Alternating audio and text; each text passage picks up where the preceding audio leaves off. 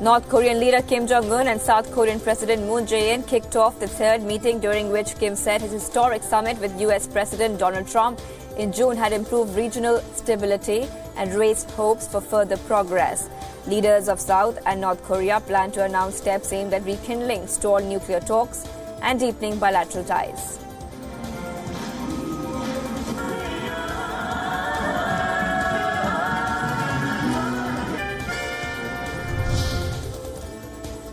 South Korean First Lady Kim Jong-suk visited a children's hospital and music university with her North Korean counterpart Ri Sol-jul in Pyongyang.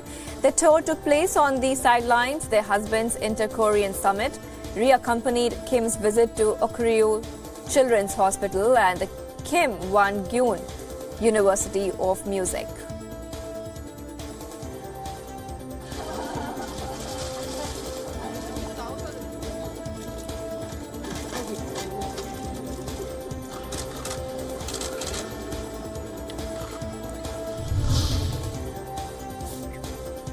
South Korean activists opposed to the latest inter-Korean summit protest outside the Summit Media Center in Seoul. South Korean President Moon Jae-in drove through the streets of Pyongyang with North Korean leader Kim Jong-un on Tuesday before holding a summit. Dozens of protesters gathered in front of the Dongdaeam Design Plaza, where the press center of the summit is located, and chanted anti-North Korean slogans.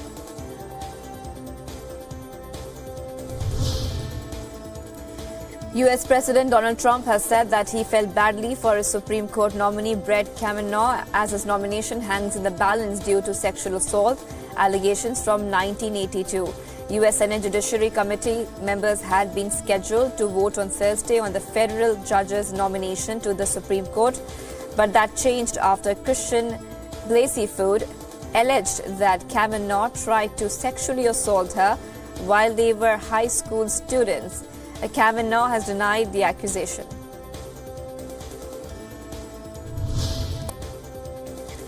The ongoing trade war between the United States and China is escalating hours after U.S. President Donald Trump imposed 10% tariff on Chinese imports worth about $200 billion US.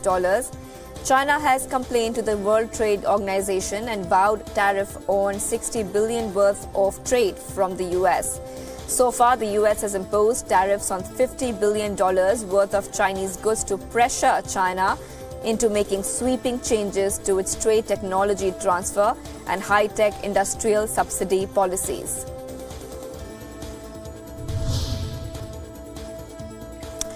Russia has accused Israel of a hostile provocation and threatened retaliation.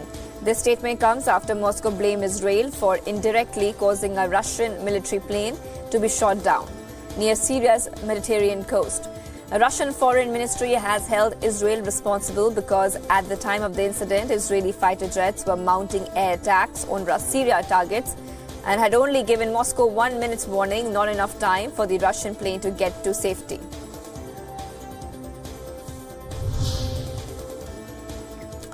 Syria's ambassador to the UN has told the UN Human Rights Council the country remained determined to liberate IDLIB from terrorist groups. UN Special Envoy used a meeting of the Security Council to support the latest plan to avert violence in IDLIB, but he underscored the need for actual action. Turkey forged the surprise with a deal with Russia to set up a demilitarized zone around IDLIB, staving off an imminent attack. Announcing the deal, Putin said the zone will run along the front line separating rebel-held IDLIB and Syrian government forces.